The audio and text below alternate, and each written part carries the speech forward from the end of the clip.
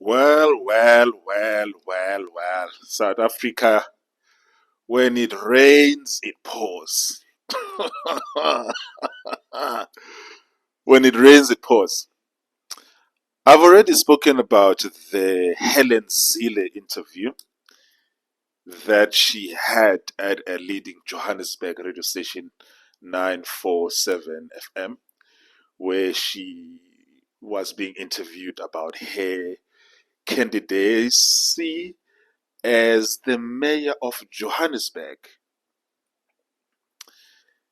And one of the things that she talked about was one of the main contributing factors of why Black South Africans are not successful, or there's so much widespread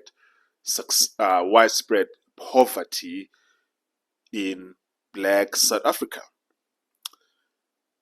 And it turns out that she mentioned that the absence of a two parents household contributes majorly in the prevalence of poverty and the bad conditions that are seen in the Black community in South Africa. And while Black South Africans are upset, they are absolutely upset and livid, absolutely livid. And and I thought to myself, you know what? Let me react to this. I'm gonna try to share some of those links, because some of these links, man, I find them on TikTok, so it's very difficult to link them here. But people are upset. They are coming up with all kinds of elaborate reasons to deny that that that the prevalence of single mother households in Black South Africa is contributing to the poverty that Black South Africans are finding themselves in, or it contributes to the lack of success of Black children. And I thought to myself, let me have a look at this. What does the data say? What do the studies say? What does the research say? And before we look at that, let's start by saying, it's not my job to defend Helen Zille. Helen Zille can defend herself. She can defend her positions. She can defend her views. I'm just here to clarify this issue that a lot of you Black South Africans, you are actually quite embarrassing, to be honest, in some of the positions that you are taking. And this is one of the reasons why, not so much the real reasons based on data that contribute to the lack of success among Black South Africans, but the mentality that you all have is one of the reasons why Black South Africa is not going anywhere. And this mentality is this issue of this commitment to victimhood. I speak a lot with the people who are in my life, especially Black people here who are in my life, about this issue of commitment to victimhood, which is not helping Black people. When I'm saying not helping Black people in South Africa and not helping Black people in the United States of America. And this unyielding and relentless commitment to victimhood, how does it help your communities? How does it help your communities? Okay, let's just assume for a second that, yeah, you are a victim. All of these things are not your fault. They are someone else's fault. The white man, white supremacy, apartheid, put whatever you want to put in there. How does any of that help you? What do you achieve from that? You are still poor. 45% unemployment is still there. 65% of the youth still can't get jobs. 50% of Black kids in South Africa are still raised by a single parent. Your communities are filthy. They are dirty. They are unsafe. Rape is everywhere. Sexual assault is everywhere. Physical assault is everywhere. They are unsafe. No one wants to live there. So, what have you accomplished with this victimhood? Because whenever someone says to themselves that nothing that I do matters, what do they accomplish? What do they accomplish? When someone says nothing that I do matters, the only thing that matters is the big white man who has his boot on my neck. Okay, sure. I'm not going to argue with you about that. How has your life changed though after that? Have you got what you want in your life? Are you getting the outcomes that you want? Because every ideology has to be tested by the kind of outcome and output that it produces. What has it produced? But answering to these questions about whether does this issue of a single parent household and the prevalence of it, and study after study has shown in South Africa that the majority of black households now, children are raised by single mothers. Let's put it this way. Which society anywhere in the world is thriving? Which society anywhere in the world is thriving where the majority of the children are raised by a single parent? Just give me one. I'm not talking about anecdote. Oh, I know one person who was raised by a single mother and they're successful. No. I'm talking about societies. We're talking here aggregates.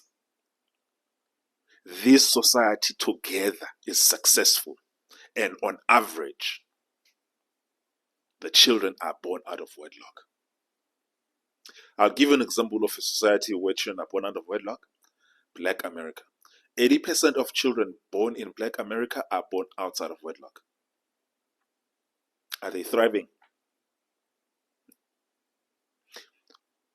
55% plus of black kids in South Africa are born out of wedlock.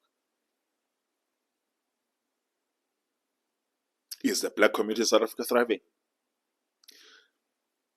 The question here is not that is this the only factor. The question is that is this among the key factors? If you come to me with all that bullshit, just leave. Just leave. Because two, three or more things can be true at once. Study after study that has been done anywhere in the world has confirmed.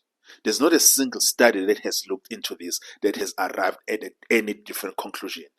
That one of the key determining factors of a child's well-being and then a child's success in life is whether there were two parents raising that child. That has been studied in the UK, that has been studied in the European Union, that has been studied in the United States of America, that has been studied in Canada, that has been studied in South Africa several times. It has been studied in South Africa in Cape Town, it's been studied in South Africa in Johannesburg, it's been studied in South Africa in Durban, it's been studied in South Africa in rural KZN, rural Eastern Cape, and the results are always the same. One of the most important matrices to look at or variables to look at that determine whether a child will succeed is whether they were raised in a home that has two parents. End of story. We're not talking about anecdotally, we know one person here or two people here who were raised in two parents' household who ended up messing up their lives, or that you know one or two people here who were raised in a single parent household who became very successful. No, we're talking about the overwhelming majority of each sample group. Between these two sample groups, which one has more success? Which one has more success? And then I'll also put it this way. In the United States of America, the most successful racial group in the United States of America, it's actually not white people. It's not whites. It's Asians. Asian Americans are the most successful group in the United States of America. Do you know what's true about the Asian? But before we go into that, Asian Americans have the highest number of millionaires per capita in the US. They have the highest number of people who earn $100,000 per year. They have the highest number of people. They have the highest number of They have the highest number of households who earn more than $100,000 a year. They have the lowest school dropout rate. They have the lowest teenage pregnancy rate. Their communities and suburbs have the lowest crime rate in the United States of America. They have the community that is the most represented in STEM-related fields. They have the highest number of entrepreneurs per capita. And you know what's true about them? They are the community that has the highest marriage rate in the United States of America. The highest marriage rate, the highest number of children, percentage-wise, that get born in a family where the father and the mother are both present. The lowest number of children that get born to a single parent. That's the Asian community. And you know what is the second highest successful group in the United States of America? It's still not white people. No, it's not white people. It's blacks. It's black Africans. Black Africans. It's black Africans or black Americans who have at least one parent who was born outside of the United States of America. Mostly they are from East and West Africa. They are the only group that does better than them is Asians. And let's bring it to South Africa. What is the most successful group in South Africa per capita? Oh no, it's not white folks. It's Asians. It's Asians. In South Africa as well, they have the highest marriage rate. They don't even show up on crime stats. They don't even show up at all when it comes to teenage pregnancy rates. And you know, and when it comes to the Asian community in South Africa, they still practice that culture that we used to practice as black people of extended family and living together as an extended family to share resources and to share burdens. And what tends to happen is that their net worth tends to skyrocket. Their collective outputs are beyond exceptional. Their family structure is that no one person raises a child on their own. They still practice what we used to practice, that a child is raised by a village. And they are lapping everyone when it comes to outcomes. They are lapping white South Africans, they are lapping Jews, they are lapping Afrikaners, they are lapping the English. And they are living silently and quietly, minding their business, doing very well, driving German cars, living in big houses in Durban or Cape Town or Joburg. You will never see them in crime. They contribute to their communities, they build their schools, they maintain the infrastructure that serves them, they keep their communities safe. They depend as little as possible from the government. They don't have an obsession with whites.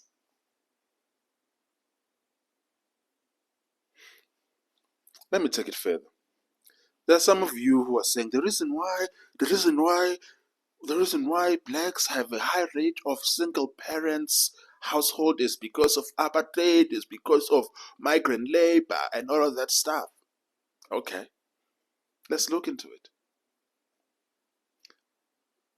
Say, when migrant labor was at its highest, that is in the 20th century, let's just say after World War II, for argument's sake, between World War II and 1908, or say between World War II and 1990, was how did family life in Black South Africa look like compared to the family life in Black South Africa between 1994 and 2025? So if the apartheid government is responsible for the broken family in Black South Africa, we would then see evidence that during the time when migrant labor was at its highest, that single parents household would have been at their highest in Black South Africa. But were they? We would also see that teenage pregnancy would have to be at its highest. Was it? Was it? Or have we just recently seen a ballooning out of control of single parents household in Black community in the past 25 years? So if the apartheid government is responsible for it, why are we only seeing it ballooning out of control right now? Answer that question. Answer it for me in the comment section, please. Why are we seeing single parent household in the Black community ballooning out of control only in Free South Africa? If, after all, the real culprit of why we had single parents household epidemic in South Africa is because of white people and migrant labor to go to Johannesburg in the mines. If that was the real situation, if that's the real cause of why almost all of you are raising children on your own, almost all of you have multiple baby daddies, almost all of you don't even know who the fathers of your children, if that's the apartheid government is the real reason for that, why the incident rate is higher now than it was then. I can tell you something about me personally, is that when I was growing up in rural KZN in the early 90s, I mean, if I look at the time between 1990 and 1999 in rural KZN where I grew up, every single household in my village, there was a man in it. Every single household. If there was no man in that household, it was due to the fact that that man has tragically died. So then that would mean that at least 90% of the households had men in them. Our community didn't have crime. Our community didn't have this mental health crisis that we have now. Right now, in 2025, in my village, every household, the girls have children outside of wedlock. Every single household, the girls have children out of wedlock. This thing was so unknown when we were growing up that whenever a girl had a child out of wedlock in the late 90s, it was so taboo that it was a great shock. Now every house, it's that way. Every single house. How is the apartheid government responsible for that? How is it responsible for it? Because if you have a man and a woman in a house, and let's just say they are not educated, they are minimum wage earners. Minimum wage earners in South Africa earn what? 4.5, 4,000 a month. That is 8,000 rand.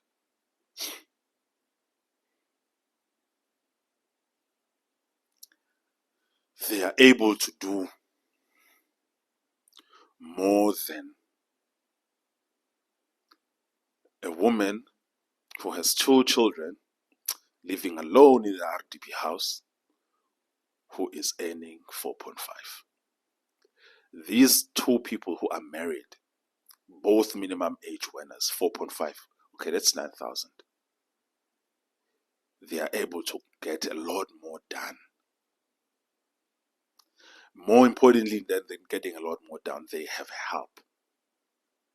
They have help. And subsequently, the children grow up in a situation that has a better structure. Even if they can't afford to send their children to university, they have given, studies have shown that that minimum wage earning couple is more likely to provide a better foundation for their children than a single parent who is earning 15 or 20,000. That is what the data shows. This is what the data show. And that couple, that minimum age earning couple, will raise children that are going to be less likely to be susceptible to mental health issues, suicide ideation, teenage pregnancy, and all of the other bullshit we're dealing with. So, all else being equal, because there are all other issues that are affecting South Africa, how did Helen Zille lie on this matter? How did Helen Zille lie on this? Because even if you are factoring on, okay, these are poor black people living in Khayelitsha who have to wake up at 4 o'clock to get to work in Cape Town. Both of them have to be in the train by 5 in the morning. True, granted, they are facing insurmountable odds. Children raised by that couple in Khayelitsha, both of which are earning minimum wage and jobs in Cape Town, who have to wake up at 4 in the morning to be in the train or in the bus at 5. Will those children have a better environment than a single mother who also has to do the same thing? Which child will have a better situation? And which child would have a better example to follow as well? Because that's also where these things perpetuate themselves, the example that the children had. Guys, can we just cut the bullshit? Can we just cut the bullshit? Can we? Please, let's just cut the bullshit. The fact that you guys are arguing about things that are so observably true, I don't even know what to say. I don't even know what to say. But with that said, maybe you can tell me in the comments below that society that you know that is striving, where the community on aggregate is doing very well and the majority of the children are raised in single parents household. Give me where is it happening? Is it happening in the Middle East? Is it happening in Asia? Is it happening in East Africa? Where children are having better outcomes, better health outcomes, better mental health outcomes, better career prospects, but on aggregate, they are born outside of wedlock. Which society has that? Just give me one society where millions of children are born outside of wedlock and on aggregate, the children are thriving. Give me one such example, please. Please. If not, just cut the bullshit, folks. Cut the bullshit.